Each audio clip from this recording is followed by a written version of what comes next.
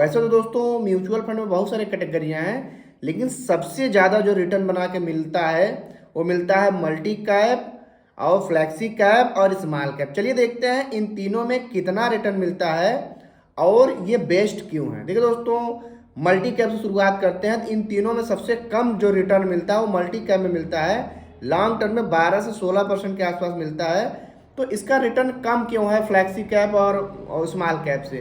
क्योंकि दोस्तों multi cap के फंड मैनेजर को ये एडवाइज होती है या नियम है कि आपको जो भी फंड का पैसा टोटल उसका 25% हिस्सा आपको small cap, mid cap, large cap में 25% लगाना ही है।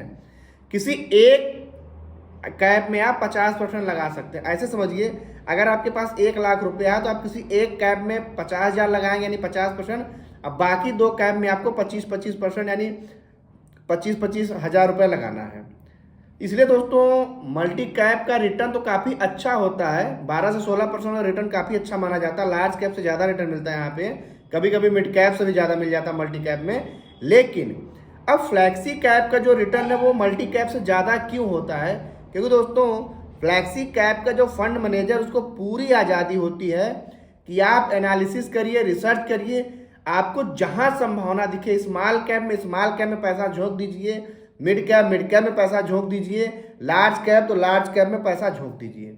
इसलिए दोस्तों जो फ्लैक्सी कैप का रिटर्न होता है 17 से 18% का होता है, यानी मल्टी कैप से थोड़ा ज़्यादा रिटर्न मिलता है फ्लैक्सी कैप में। अब दोस्तों बादशाह बनता है स्मॉल कैप, वो भी लॉन्ग टर्म में 15 से 20 सालों में, 25 सालों में स्मॉल कैप बादशाह है। क्यों दोस्तों?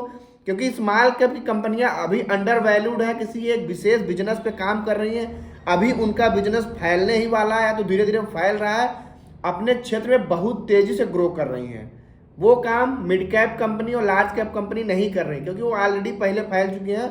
उनका बस जो एक मार्केट फैल चुका, वहां से जो उनको आमदनी आ रही। लेकिन स्मॉल कैप तो अभी बिजनेस फैलना ही शुरू हुआ है, किसी विशेष निच पे काम कर रही हैं। इसलिए दोस्तों सबसे ज़्यादा जो रिटर्न मिलता है स्मॉल कैप की कंपनियों में। तो अगर आप स्मॉल कैप के म्यूचुअल फंड में डाले हैं तो सबसे ज़्यादा आपको रिटर्न मिलेगा लॉन्ग टर्म में। हाँ, स्मॉल कैप के साथ दिक्कत क्या है, शॉर्ट टर्म के लिए ठीक नहीं। अगर आप 3 से 4 साल 5 साल के लिए आ रहे हैं तो स्मॉल कैप आपके लिए अच्छा नहीं है।